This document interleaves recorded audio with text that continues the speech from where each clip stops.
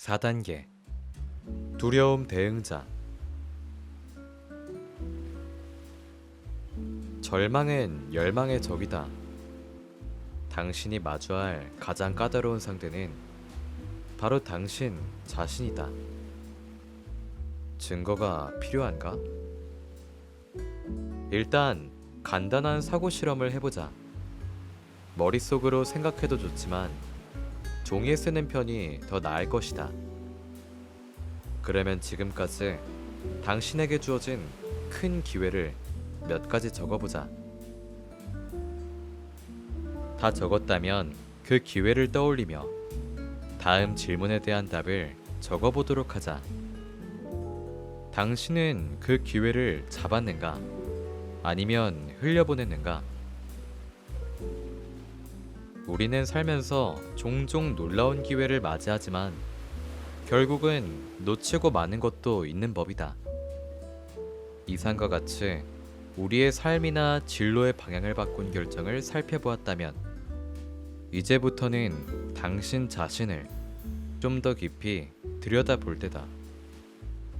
이전에는 자아 정체성을 분석하여 핵심 토대를 다졌다면 이 장부터는 우리의 여정을 방해하는 행동을 검토하면서 그 토대 위에 뼈대를 세운다. 정체성은 당신의 일상에서 발견된다. 소셜 미디어 채널을 스크롤하는 순간부터 사랑하는 사람과 나누는 대화까지 당신이 접하는 거의 모든 매체가 정체성의 형성과 정의에 관련되어 있다. 중요한 것은 자아 정체성이 어떻게 형성되는가가 아니다. 누가 또는 무엇이 정체성에 영향을 주는가를 이해하는 것이다. 자아 정체성은 마치 나침반이나 북극성처럼 작용한다. 이에 따라 정체성은 당신이 주변의 세상과 상호작용하고 관계를 맺는 방식의 변수를 설정하고 기대치를 정의한다. 당신이 내리는 모든 결정과 행동은 모두 정체성이라는 무대 뒤에서 준비한 결과물이다. 따라서 지향적인 사람이 되기 위해서는 견고하면서 안정적인 자아 정체성이 필요하다. 이는 세상의 변화를 논의하는 자리에서 당신의 의견이 반영될 수 있도록 하는데 필수적이다. 동이틀 무렵 이른 아침마다 나는 반려견 벤틀리와 산책을 나선다. 이 시간이 누군가에게는 단순한 일상이겠지만 내게는 매우 소중하다. 이때야말로 마음을 가다듬고 그날 반드시 해야 할 중요한 일에 집중할 기회를 주기 때문이다. 산책할 때는 주로 아이디어와 영감을 불러일으키는 팟캐스트를 듣는다. 그중 임팩트 이론의 한 에피소드에 출연한 배우 힐러리 스웬크의 "우리의 가장 큰 경쟁자는 바로 우리 자신이다" 라는 말인 내게 깊은 울림을 주었다. 그 말을 듣고 나니 나 또한 잠시 멈춰서서 자신을 돌아보지 않을 수 없었다. 마지막으로 나 자신을 솔직히 평가한 것은 언제였을까? 개인적 성장은 철저한 자기평가에서 시작된다. 그 주요 단계는 자신의 결점을 파악하고 수용하여 극복할 전략을 세우는 절차로 이어진다. 나 자신이 가장 큰 장애물임을 깨달으면 내면의 갈등을 잠재우고 혁신적인 아이디어를 탐구할 힘이 생겨난다. 그렇다면 스스로 다음과 같은 질문을 던져보자. 자아 성찰이 지닌 변화의 힘을 수용했는가? 우리는 종종 타인의 행동과 성취에 얽매여 자기 평가의 중요성을 간과하곤 한다. 하지만 변화는 여기에서 시작된다. 실패를 성장의 디딤돌로 받아들이면서 두려움에 맞서는 자가 되는 것이다. 이처럼 용기 있는 여정 속에서 스스로 한계를 넘어 목적을 향해 열정적으로 나아갈 수 있다. 그러니 성장을 추구하는 개척자로서 자기 평가를 반드시 속달해야 한다. 이에 불가능을 속삭이는 내면의 목소리에 도전하자. 그리고 단호한 결단력과 자신에 대한 흔들림 없는 믿음을 수용하라. 그렇게 자기 발견과 개인적 성장의 여정을 길잡이로 삼으며 더 밝고 힘찬 마음가짐 속에서 빛나는 미래로 나아가자.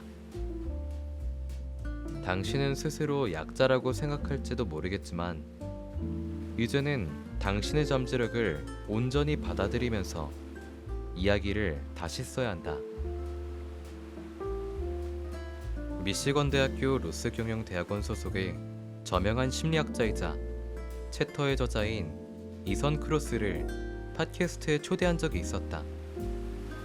나는 그와 함께 자기 성찰과 자아 반성의 변혁적인 힘에 대한 깊은 대화를 나눴다. 이선은 우리의 놀라운 도구인 언어의 힘을 소리 높여 강조하면서 언어로 삶을 성찰하는 다양한 방식을 설명했다. 우리 인간의 놀라운 도구 중 하나는 바로 언어입니다. 우리는 언어를 사용하면서 조용하지만 매우 다양한 방식으로 삶을 돌아볼 수 있습니다. 언어는 다채롭게 사용되거든요. 우리는 언어로 발표나 인터뷰, 데이트를 앞두고 할 말을 미리 연습하고 자신을 격려하거나 경험을 이해하기도 합니다. 역경을 마주했을 때는 내면으로 주의를 돌려 하나의 이야기를 만들어내기도 하죠. 왜 이런 일이 내게 일어났을까? 라든가 여기서 뭘 배울 수 있지? 라는 생각처럼요. 하지만 때로는 그러한 시도가 역효과를 불러일으키기도 합니다. 우리는 내면의 주의를 돌림으로써 자아 성찰이 이루어집니다. 그런데 부정적인 생각의 고리에 갇혀 생각에 지나치게 빠지기도 해요. 그러면 세상에 이제 어쩌지? 왜 이런 일이 일어났을까? 같은 생각이 꼬리에 꼬리를 물고 이어지는 겁니다. 이처럼 부정적인 생각의 고리에 갇히는 현상을 채터라고 합니다. 여기에는 반추와 우려 같은 현상이 포함됩니다. 반추는 주로 과거에 일어난 일을 다루는데 이러한 생각에 몰두할 때면 현재나 미래에 대한 불안으로 이어지곤 합니다. 이선이 설명한 바와 같이 우리는 부정적인 생각의 고리에 갇혀 채터를 경험하기도 한다. 이는 곧 부정적인 반추와 우려의 소용돌이에 갇힘을 뜻한다. 반추는 과거에 일어난 일을 두고 끊임없이 집착하듯 생각하는 것을 말한다. 우려는 현재나 미래의 근심거리를 중심으로 전개되어 만약 그렇다면으로 시작하는 불안의 시나리오를 만들어내는 행위를 가리킨다. 채터는 우리가 상당한 노력을 쏟고 있음에도 목표를 향해 한 걸음도 나아가지 못한다는 점에서 중요하다. 마치 계속 쳇바퀴를 도는 햄스터처럼 말이다.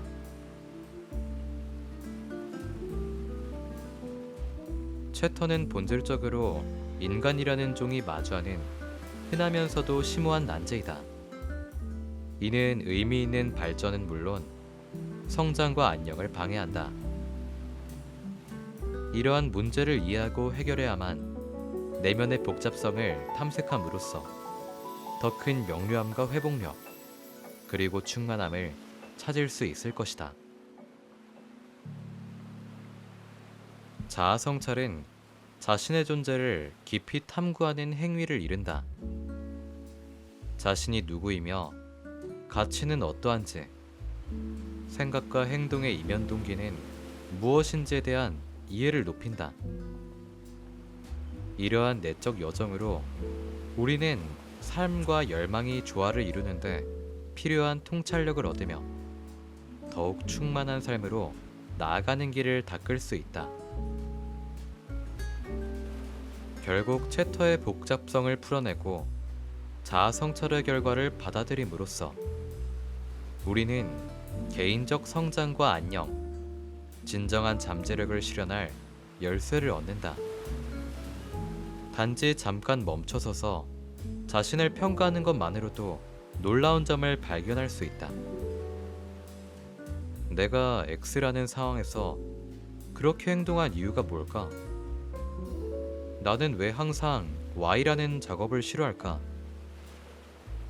N이라는 주제에 대해 그런 의견을 내놓는 이유가 무엇일까?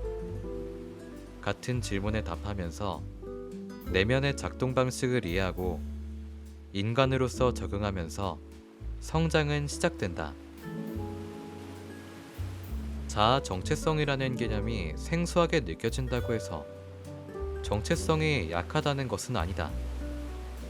그보다는 외부의 영향이 당신의 정체성을 만들어내고 정의할 주도권을 쥐고 있었을 가능성이 크다. 찰스 호튼 콜리는 내가 생각하는 나도, 타인이 생각하는 나도 모두 내가 아니다. 타인이 나에 대해 생각한다고 믿는 모습이 곧 나이다. 라는 말을 했다. 이 말에 대한 증거가 필요한가? 그렇다면 당신의 중심을 이루는 가치관이나 개인적 목표 또는 책임을 떠올려 보자. 이처럼 삶의 지침을 살펴볼 때 누구의 목소리가 가장 먼저 머릿속에 떠오르는가? 물론 다른 업계의 리더의 통찰이나 리더십을 배우는 것이 자신의 리더십을 성장, 발전시키는 좋은 방법이기도 하다. 하지만 다른 개인이나 조직, 미디어를 통해 자신의 목표와 열망을 정의하는 것은 자신의 자아 정체성이 아닌 타인에 의해 형성되고 있음을 분명하게 나타내는 신호이다.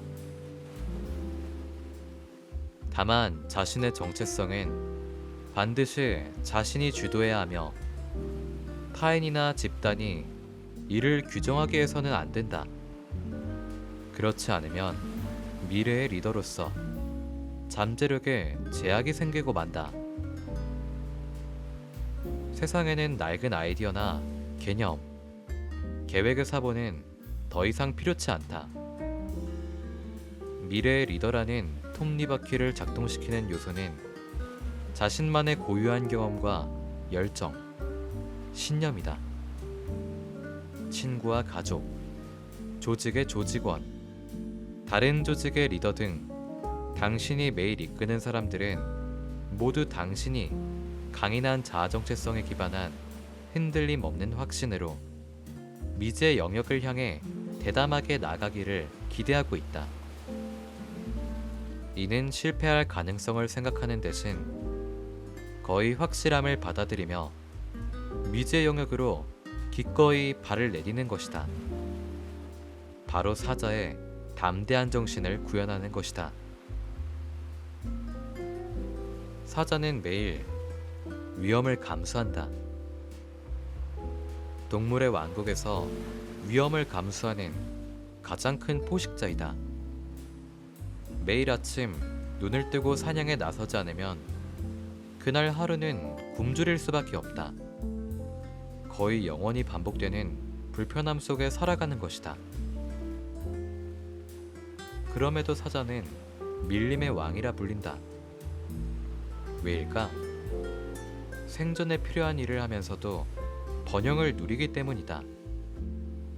낯선 곳에 처음 발을 들일 때 사자가 마주하는 현실은 당신만큼이나 냉혹하다는 사실을 기억하자. 새끼 사자들이 태어나 성체가 될 때까지 생존할 확률은 8마리 중 1마리 꼴이다. 미국 노동통계국의 데이터에 따르면 새로운 아이디어로 사업을 시작한 회사의 생존 확률도 그와 비슷하다. 실천 전략 4. 내면의 잡음 무시하기. 자아성찰 일기 쓰기. 각 장을 모두 마쳤을 때 당신의 비판적 성향을 성찰해보자. 그리고 생각이나 행동 속에서 자신을 비판하는 순간을 기록한다. 이후 비판적 사고를 유발하는 근본적인 신념이나 두려움을 탐색해보자. 원인 살펴보기. 자기 비판을 촉발하는 특정 상황이나 사건 또는 상호작용을 찾아보고 자신에게 큰 영향을 미치는 이유를 곰곰이 생각해본다. 그리고 그 원인을 기록해보자. 기록한 내용에 반복되는 패턴이나 공통된 주제가 있는가? 이처럼 자기 비판을 촉발하는 원인을 이해한다면 그것이 언제 시작되는가를 명확히 파악할 수 있다. 부정적인 자신과의 대화에 반박하기. 내면의 대화에 주의를 기울이면서 자기 비판적 사고나 믿음을 구별해보자. 부정적인 내면의 대화에 빠져 있다면 그 생각이 합리적인가, 공정한가, 아니면 도움이 되는가를 자문하며 반박해본다. 그리고 자기 비판을 긍정적이고 따뜻한 표현으로 대체하도록 하자. 자기연민 실천하기. 의식적으로 자신을 친절하게 대하면서 이해심을 발휘하여 자기연민을 실천하자. 자기 비판의 기미가 느껴진다면 잠시 멈추어 격려와 지지의 말을 건네자. 예를 들어 자신에게 따뜻한 내용의 편지를 쓰거나 비슷한 상황에 처한 친구에게 건넬 말을 상상해 볼 수 있다. 외부의 의견 구하기. 믿을 만한 친구나 가족 또는 상담사에게 자기 비판의 경험을 공유하고 그들의 견해나 피드백을 들어보자. 외부의 목소리는 대부분 균형적이며 시각 또한 너그럽다는 점에서 자신을 새롭게 인식하는데 도움을 줄 수 있다. 자기 비판을 극복하기 위해서는 시간과 인내가 필요하다. 이에 자기연민이 자아의 성장과 행복을 키우는 강력한 수단임을 명심하자. 그리고 이상에서 소개한 전략을 연습할 때 자신을 자애로운 시선으로 바라보기 바란다.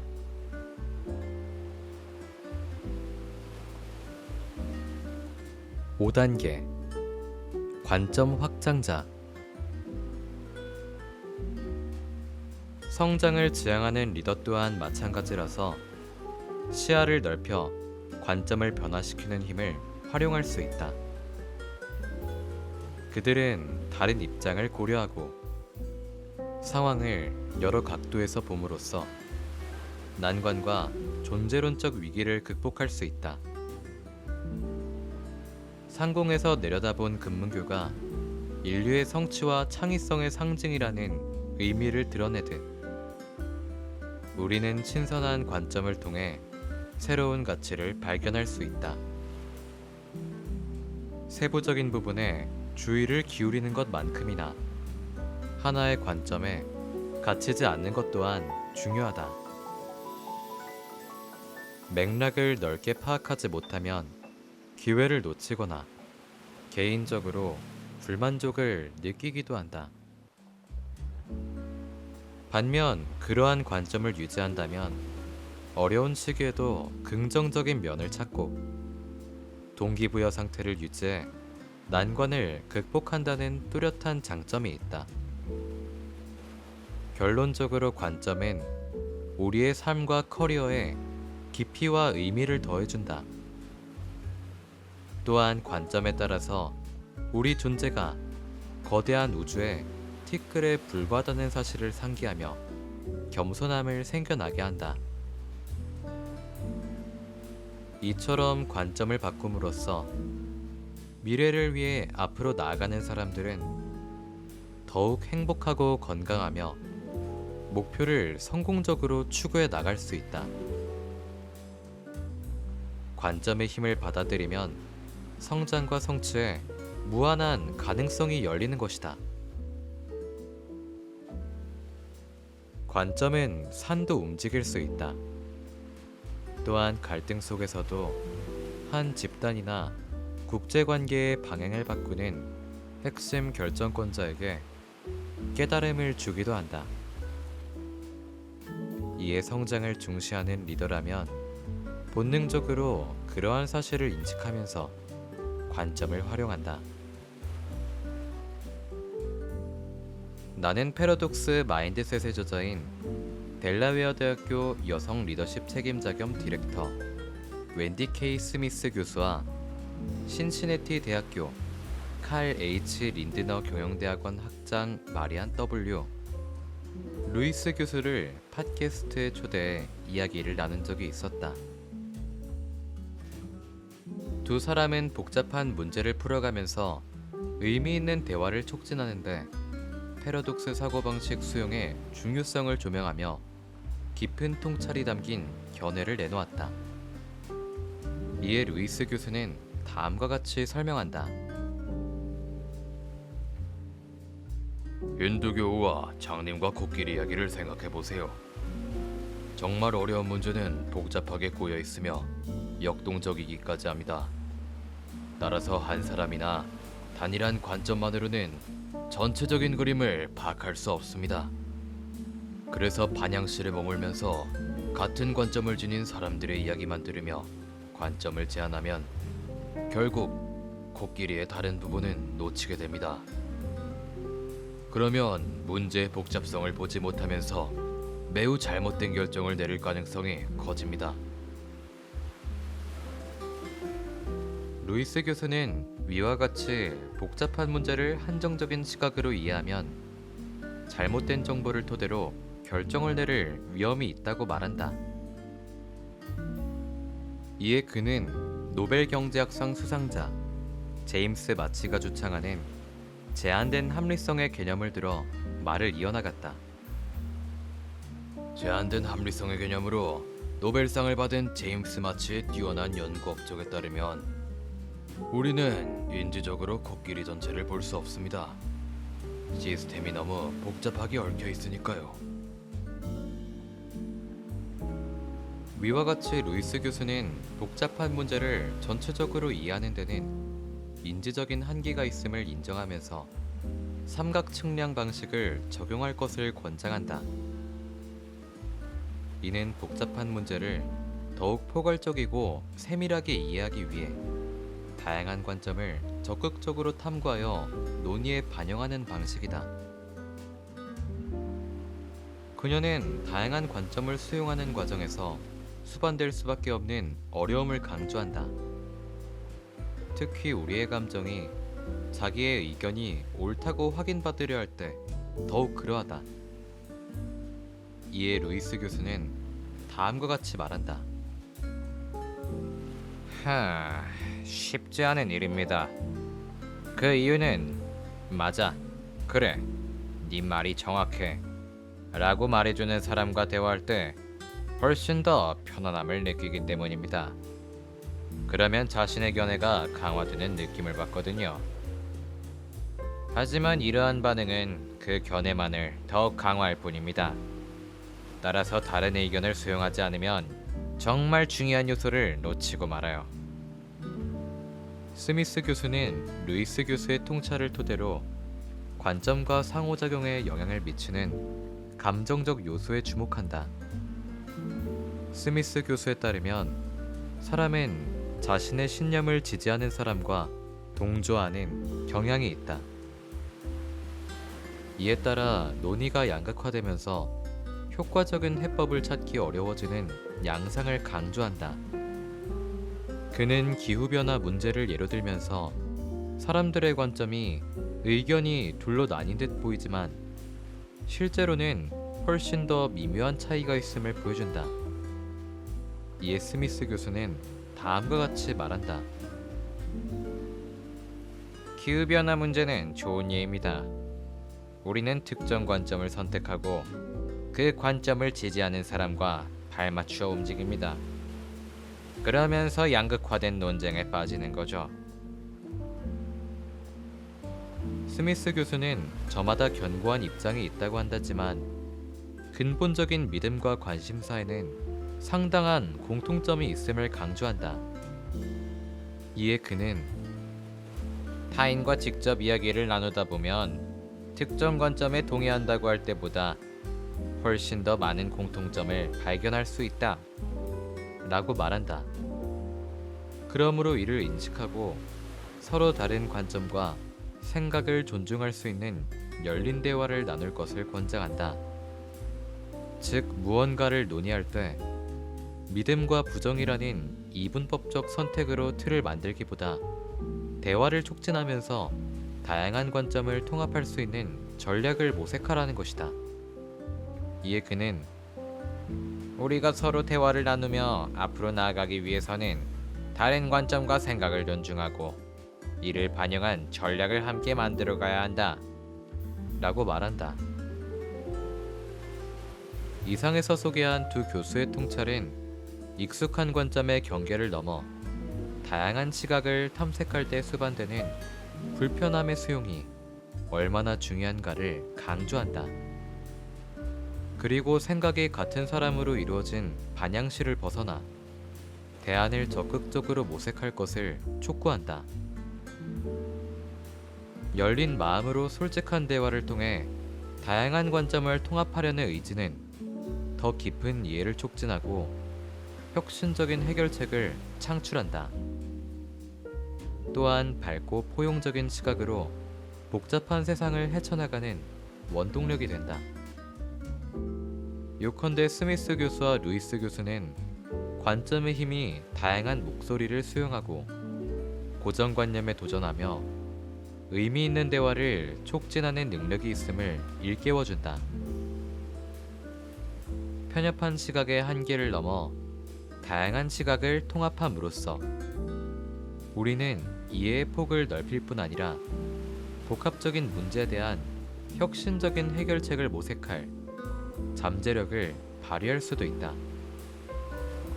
그리고 이러한 노력으로 다양한 관점의 힘을 활용하여 더 밝고 조화로운 미래를 형성하고 더욱 포용적이며 지혜로운 사회를 만들어갈 것이다. 정진하는 리더는 포기의 유혹을 뿌리칠 줄 안다. 이러한 리더는 관점의 힘을 활용하여 더 큰 그림을 늘 마음속에 떠올린다. 또한 이 유형의 사람들은 극심한 고통이나 두려움 속에서도 목표를 달성하지 못했을 때의 괴로움과 공포가 훨씬 더 크다는 사실을 직관적으로 이해한다. 그리고 이러한 관점을 동력으로 삼아 꿈을 현실로 만들어 나간다. 우리의 결정은 지역사회와 세계에 영향을 미친다. 따라서 신념과 의도에도 지구 전체를 고려하는 세계 중심적 관점을 담아야 한다. 성장을 향해 나아가는 리더는 자신 너머를 내다본다. 야망이 큰 사람도 마찬가지다. 그들은 우리가 거대한 세계의 중심적 공동체 일원임을 본능적으로 알고 있다. 그러니 우리의 재능을 세계 중심적 관점에서 활용하면 모두가 더 나은 삶을 살 수 있을 뿐 아니라 더 큰 만족감을 느낄 것이다. 또한 일상적인 일에도 더 큰 행복과 충만함을 만끽하며 우리의 삶이 지구 전체에 긍정적인 변화를 가져오고 있음을 실감한다. 지금부터 64,000달러가 걸린 질문을 해보겠다. 우리의 삶에서 관점의 힘을 얻고 활용할 방법은 과연 무엇일까? 위의 질문에 대한 답은 개인적, 직업적으로 자신의 사고와 행동을 다양한 관점에서 살펴보려는 의식적이고도 계획적인 노력에서 시작된다. 얼핏 보기에는 다소 추상적이라 느끼겠지만 이 필수적인 단계를 거쳐야만 보다 충만한 삶으로 향하는 여정을 가속할 수 있다. 일상과 해야 할 일의 목록이 주는 혼란 속에서 우리는 적극적으로 더 큰 그림을 이해하려는 노력을 기울여야 한다. 먼저 삶에서 얻은 교훈을 떠올려 보자. 부정적인 교훈이라도 상관없다. 당신의 일상에서 잠깐 시간을 내어 과거의 경험, 목표와 함께 세상의 위치를 생각해 보자. 이 시간이 명상의 과정 일부나 잠자기 전에 성찰하는 시간 등 언제라도 관점을 우선시하는 자세는 타인과 당신을 차별화할 것이다. 그리고 어려운 순간에 처했을 때 당신만의 관점을 활용해 보자. 우리의 관점만 바꾼다면 장애물은 극복할 수 있다. 잠시 물러나 당장의 스트레스에서 벗어나 보자. 관점을 유지하면 벅찬 도전도 감당할 수 있을 정도로 보이기 시작할 것이다. 성장 지향적 리더는 세상에서 자신의 역할이 단순히 물질적 성공을 넘어섰음을 알고 있다. 그들은 적극적으로 사회에 환원하며 긍정적인 영향을 미칠 방법을 모색한다. 따라서 자신의 고유한 능력을 고찰하고 이를 타인의 행복에 기여할 방법을 고민하자. 또한 행동을 우선시하며 달라질 기회는 언제든지 받아들이자. 지역사회든 더 큰 사회든 규모는 상관없다. 인간관계를 확장하고 긍정적 영향을 미치는 일은 개인적, 직업적 목표를 추구하는 과정에서 큰 장점으로 작용한다. 이상의 내용을 체화하고 관점의 힘을 수용한다면 삶의 여정에서 새로운 차원의 성공과 충만함을 경험할 것이다. 이러한 마음가짐의 변화가 인생의 궤도에 미칠 영향을 과소평가하지 말자. 일단 관점을 받아들이고 그것이 당신을 더욱 지향적인 삶으로 이끌도록 하자. 우리는 자신의 관점을 깊이 생각하고 재정비하는 시간을 거의 내지 못한다는 점이 문제이다. 이에 훌륭한 아이디어는 실현되지 못하고 수많은 사람이 스스로 만들어낸 한계의 굴레에 갇히고 만다. 모든 장애물은 넘을 수 없이 높고 발전은 더디게만 보인다. 그러나 자신의 관점을 성찰하고 질문을 던지면 풍부한 자기 인식을 깨닫는다. 우리의 행동과 의견 이면에 존재하는 이유를 탐구함으로써 우리는 적응력의 향상과 성장으로 향하는 문을 열 수 있다. 즉, 관점 확장자로의 변화는 깊은 변화를 가져올 가능성을 담고 있다는 것이다. 이는 우리를 단순히 아이디어에서 실질적인 성취로 자기중심적 목표에서 타인을 고려하는 세계 중심적 관점으로 이끄는 것이다.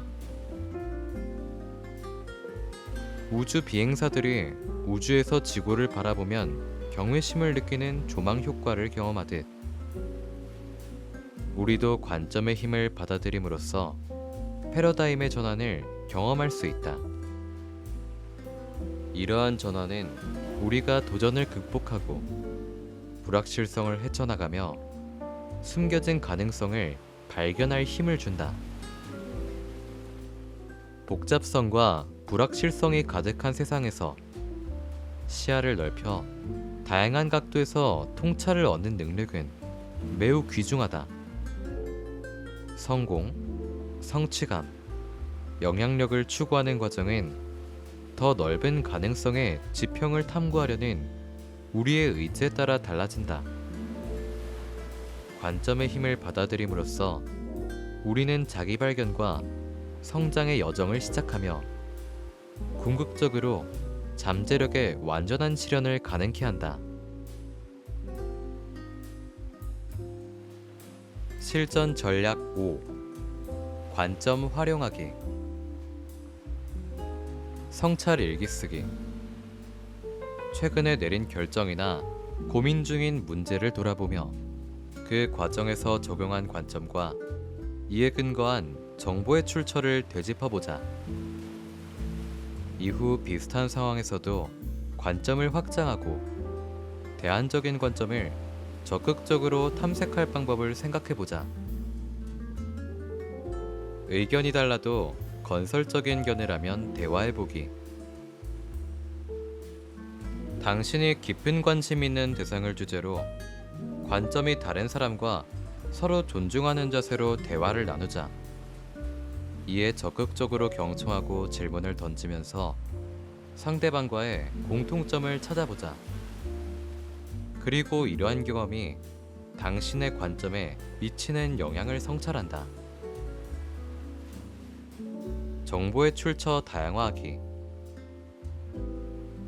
뉴스 매체나 소셜 미디어, 책 등 당신이 정기적으로 접하는 정보의 출처가 얼마나 다양한가를 평가해보자. 그리고 당신에게 대안적인 관점을 제공할 새로운 정보의 보고를 3개 이상 찾아보자. 이들 매체에서 열람할 수 있는 정보를 정기적으로 접하면서 이해의 폭을 넓히고 기존의 고정관념에 도전하는 습관을 들이자. 여러 분야의 토론 참여하기. 다양한 분야 또는 전문 분야에서 종사하는 사람과 함께하는 토론에 참여할 기회를 찾아보자. 그곳에서 다양한 관점을 경청하고 자신의 통찰을 공유한다. 이러한 대화가 어떻게 당신의 이해에 깊이를 만들고 새로운 아이디어에 영감을 주는가에 주목해보자.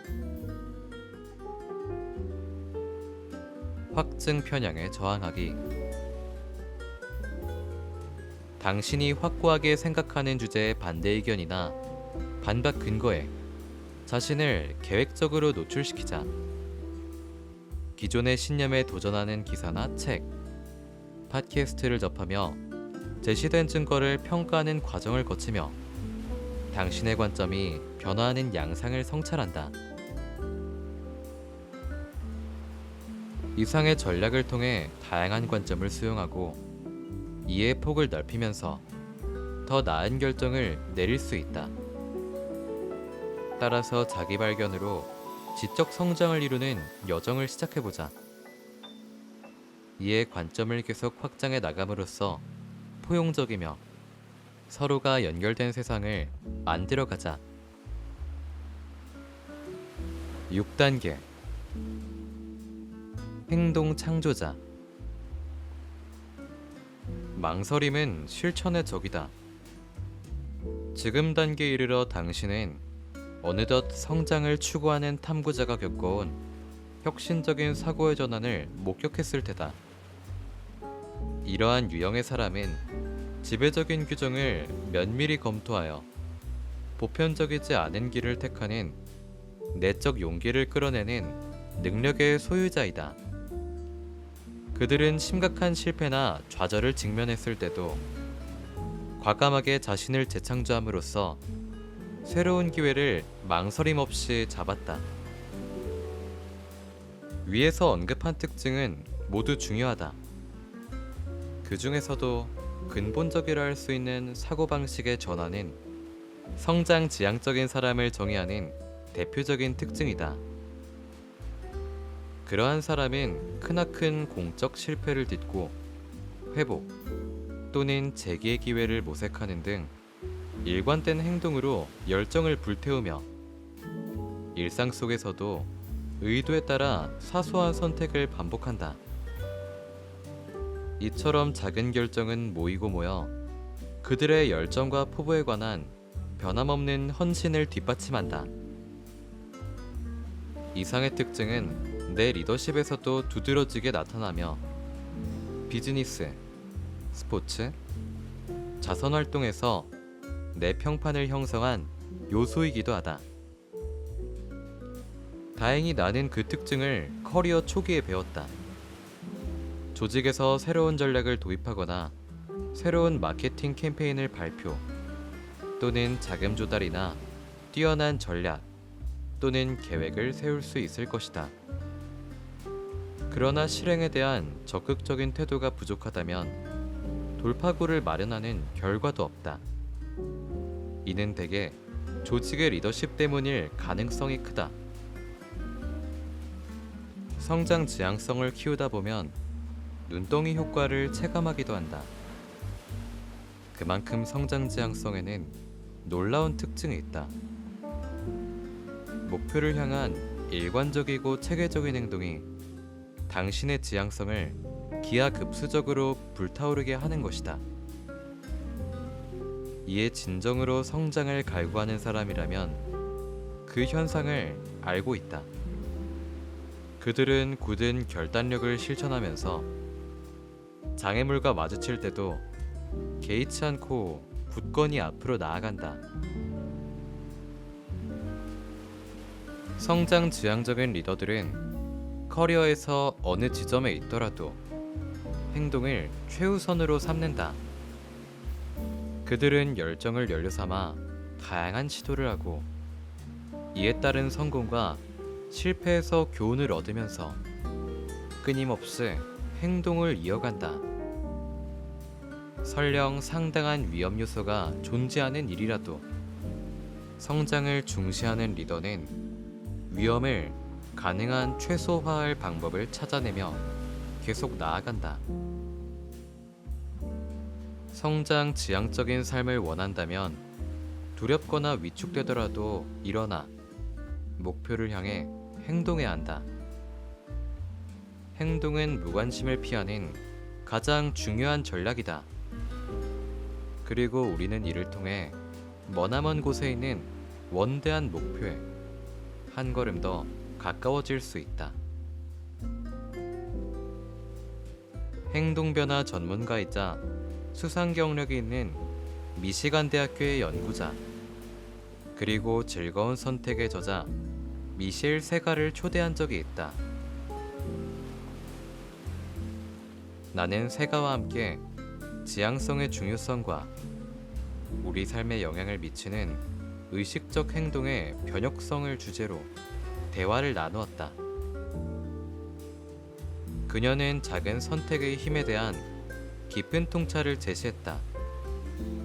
세가는 일관된 순간의 선택이 지속적인 변화를 이끄는 핵심이라고 말한다. 지속 가능한 행동 변화에 성공하는 비결은 우리의 하루, 일주일에서 한 달, 1년에 걸친 일관적인 선택에 있습니다. 이러한 일상의 작은 선택이 삶에서 변화를 이루고 지속시키는 기반을 다지는 거죠. 지속 가능한 행동 변화를 구현하는 필수 요건은 내적 동기와 추진력을 키우는 것이다. 이에 세가는 다음과 같이 설명한다. 지속 가능한 변화와 일관된 결정을 구현하는 기반을 다지는 필수 단계의 하나는 바로 추진력과 동기를 기르는 것이다. 이러한 내적 원료가 변화의 촉매제가 된다. 하지만 추진력만으로는 충분하지 않다. 현재 순간에 즉흥적으로 대처하고 적응할 능력도 갖춰야 한다. 처음 동기가 불꽃을 피워내도 삶은 우리에게 종종 예상치 못한 난관과 변수를 던진다. 아무리 세심한 계획과 굳은 결심에도 상황은 변할 수 있고 이에 따라 탈선할 위험이 있다. 이렇듯 불확실한 순간에는 발빠른 판단으로 그 자리에서 결정을 내릴 수 있는 순발력이 중요한 역할을 한다. 즉흥적으로 대응하는 순발력은 장애물을 극복하고 목표를 향한 길에 정진할 수 있도록 한다. 이를 통해 접근 방식을 조정하고 대안을 찾으면서 예상치 못한 장벽을 극복할 수 있다. 이러한 적응적 사고방식을 받아들이면 역경 속에서도 긍정적인 변화를 지속할 가능성이 커진다. 따라서 추진력과 동기가 기본 요건이라면 순발력을 기르는 것 또한 못지않게 중요하다. 이와 같은 역동적인 조합은 삶 속에서 변화하는 환경에 효과적으로 대응함으로써 지속 가능한 변화를 만들어낼 힘을 준다. 당신 앞에 한 사람의 사진이 주어지고 오직 연필만으로 그 사진의 모습을 똑같이 그려내야 하는 상황을 상상해보자. 평소에 그림을 그리지 않는 사람이라면 그 상황에서 단호하게 못한다 라는 대답이 바로 튀어나올 것이다. 하지만 단순한 회색 정사각형을 그대로 그리라는 과제라면 어떨까? 분명 네, 할 수 있습니다 라고 대답할 것이다. 사실 회색 정사각형 하나를 그릴 수 있다면 두세 개는 가뿐히 그릴 수 있을 것이다. 그렇게 회색 사각형의 음영이 모여 그 사진 속에 이미지가 완성된다. 이 단순한 예시는 우리 자신은 물론 야심에 찬 꿈과 목표 사이의 장벽이 노력으로 얻기 힘든 재능이나 특별한 기술 부족 때문이 아님을 시사한다.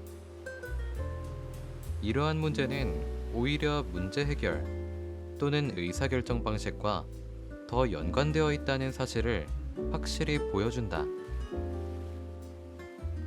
당신의 과제를 하나의 거대한 복합체로 바라본다면 그 복잡성에 질려 의지가 꺾이기 쉽다. 하지만 이를 감당할 수 있는 작은 부분으로 나누어 매 순간 내릴 수 있는 작은 선택에 집중한다면 신속하게 과제를 완수하며 작은 성취를 쌓을 능력을 얻는다. 위와 같이 작은 선택을 일상에 적용하면 이러한 행동이 반복되면서 행동 패턴으로 자리 잡는다. 직업적 성장이나 새로운 배움의 여정 모두 첫걸음을 내디는 데서 시작하며 점차 확장을 이룬다. 한 걸음 앞으로 나아가는 것쯤이야 누구나 할 수 있는 일이다. 그러나 진정한 어려움은 작은 선택의 힘을 활용해 삶과 커리어를 새로운 단계로 끌어올리는 것이다. 이처럼 지향적인 실천으로 잠재력을 최대한 발휘함으로써 놀라운 성공에 이르는 길을 닦을 것이다. 성장 지향적인 사람이라면 진정한 변혁과 깊은 열망을 이루어내기 위해 내적 성찰과 성장에 발맞추는 행동만으로는 부족하다는 점을 알고 있다. 이에 따라 단호하면서 결단력 있는 행동과 불확실한 상황에서도 과감한 결정을 내리는 의지가 수반되어야 한다.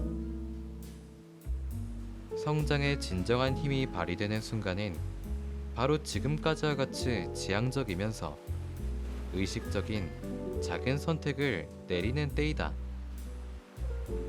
미셸 세가가 지속적인 변화를 만드는데 작은 선택의 중요성을 강조한 바와 같이 성장을 중시하는 사람은 그러한 선택의 실천이 무엇보다 중요함을 인식한다.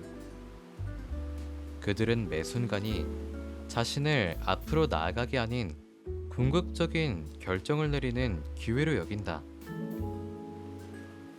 이에 불확실성은 그 여정의 일부임을 인정하고 목표를 향해 나아가는 과정에서 겪기 마련인 성공과 실패 모두에서 배우려는 열린 마음을 가지고 있다.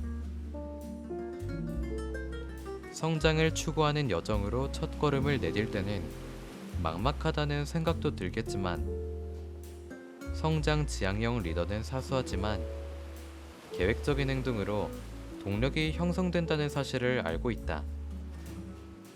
그들은 두려움 속에서도 노력과 용기, 과감한 결정의 원동력인 열망으로 도전을 받아들인다. 이처럼 작은 선택을 일관성 있게 내리다 보면 시간이 지날수록 회복력과 결단력의 힘이 강해지고 있음을 깨달을 것이다. 마치 하나의 회색 정사각형이 완전한 초상의 기초가 될 수 있듯, 우리가 내리는 각각의 작은 선택이 꿈을 실현하는 밑거름이 된다. 이처럼 지향적인 선택을 일상에 녹여낸다면 행동 양식으로 정착하면서 우리가 원하는 결과에 더 가까이 나아갈 수 있다. 따라서 성장을 추구하는 과정에서 작은 선택의 힘을 주저없이 발휘하라. 물론 우리의 노력과 용기가 필요하지만 이는 절대 간과할 수 없는 중요한 투자이다. 그러니 힘차게 시작하고 결단력 있는 행동으로 당신의 길을 막는 장애물이라면 무엇이든 휩쓸어버릴 거대한 동력의 파도를 만들어내자. 이상으로 행동 창조자의 마음가짐으로 상황에 상관없이 계속해서 앞으로 나아가자. 인생의 마지막 순간에 지금껏 살아온 인생에 만족하는지 스스로 질문을 던지는 모습을 상상해보자. 당신에게는 꿈꾸는 삶을 살아갈 기회가 있으며 그 여정은 날마다 반복되는 의식적인 선택에서 시작된다. 지금이야말로 당신만의 꿈을 꾸면서 작은 선택의 변혁적인 힘으로 그 꿈을 붙잡을 때다. 그러니 당신의 지향성을 풀어내고 행동의 불씨를 지펴 의미와 성취감으로 가득한 여정을 시작하자. 당신은 어떤 꿈을 꿀 것인가? 실전 전략 6. 꿈에 다가가는 행동 패턴. 성찰과 분석. 과거의 실천을 주저한 상황을 떠올려보자. 그때 실천하지 않았던 결과는 어떠했는가? 만약 첫걸음이라도 내디뎠다면 이것이 일련의 행동으로 나아가 다른 결과로 이어지지는 않았을까? 이에 관한 통찰을 글로 기록하면서 당신의 행동 패턴을 더 깊이 이해해보자. 행동 루프의 수용. 행동 루프 개념은 하나의 행동이 동력과 동기로 작용하여 다음의 행동으로 이어진다는 뜻이다. 그러니 긍정적인 변화를 만들고자 하는 영역을 생각하고 이와 관련된 작은 행동을 시작하자. 그리고 그 행동이 다른 행동을 이끌어내는 도미노 효과로 작용하는 방식을 살펴보고 그 과정에서 얻은 통찰을 글로 기록하자. 저항감을 극복하고 습관 형성하기. 우선 개발하고자 하는 습관부터 정하자. 그리고 그 습관을 체화하기 위해 꾸준히 실천할 수 있는 작은 행동을 하나 찾아보자. 이와 같은 초기 단계에서의 행동이 추가적인 행동을 촉발하는 행동 루프를 강화할 방법은 무엇일까를 생각해보자. 이에 선택한 행동을 기록해두고 다음 한 주 동안 그 행동을 매일 실천하는 데 전념하라. 작은 성취를 축하하며 방향 조정하기. 첫 행동이 원하는 결과로 이어지지 않는 상황을 상상해보자. 그렇다면 필요에 따라 방향을 유연하게 조정하는 방법을 아는 것도 중요하다. 이에 행동이 목표와 일치하는가를 스스로 평가하고 이를 조정할 3가지 전략을 적어보자. 위에서 제시한 전략의 목적은 자아 성찰을 통해 얻은 통찰을 궁극적으로 행동으로 옮기게 하는 데 있음을 명심하자. 첫 걸음을 내딛는 힘을 받아들이고 그 첫 걸음 이후 어떻게 연속적인 행동으로 이어져 목표에 더 가까워지도록 하는가를 직접 살펴보도록 하자.